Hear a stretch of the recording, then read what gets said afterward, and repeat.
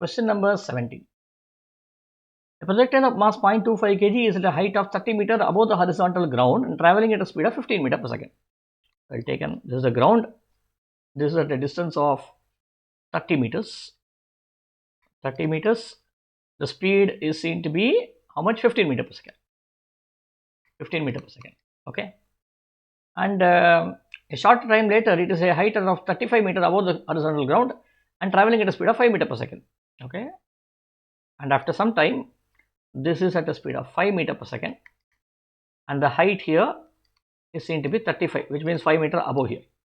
Okay, so now how much work is done against air resistance during this time?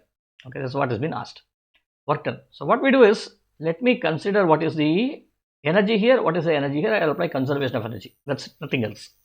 So energy at this point is nothing but mgh₁ plus half mv₁². This should now be equal to mgh₂. The height is higher, right? h2 is 35 meters plus half mv₂². Okay, and then in addition to it, there is some work done due to air resistance. I'll just write like this over here. So now what we do is, we'll take all of them to the other side and get the value of work done.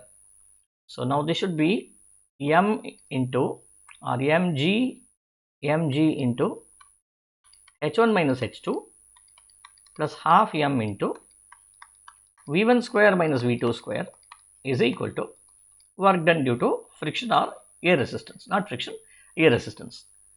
Now what I will do is, I will push this m to the downside, or maybe I'll take m common outside and substitute all the values. For g, I will take this as 10, h1 minus h2, which is 15, 30 minus 35. Don't take positive, then take it as negative only. So minus 5 plus half into m I already taken outside into v1² minus v2². What is v1²? 15 square, 225. What is v2²? 5 square, 25. Okay, is equal to work done due to air resistance. What is the value of m? We have taken the value of m also here, 0.25 kg. 0.25 kg. Okay, now let me simplify this. When I simplify this, this will be 0.25 into 10 into 5 is minus 50. 225 minus 25 is 200. 200 divided by 2 is 100. So here you have 100, here you have 50, minus 50. Totally it be 50 over here, right? 50 is equal to WF. So 50 into 0.25 is equal to WF.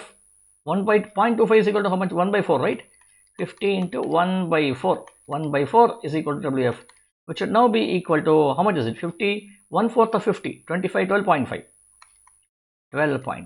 12.5 joules. This should be your answer. Now let us look at 12.5 joules. Is there a 12.5 joules? No, 13 joules is there. Okay, because maybe we would have taken G equal to 9.8 and hence we are getting a different answer. Anyway, B is the right answer. Okay.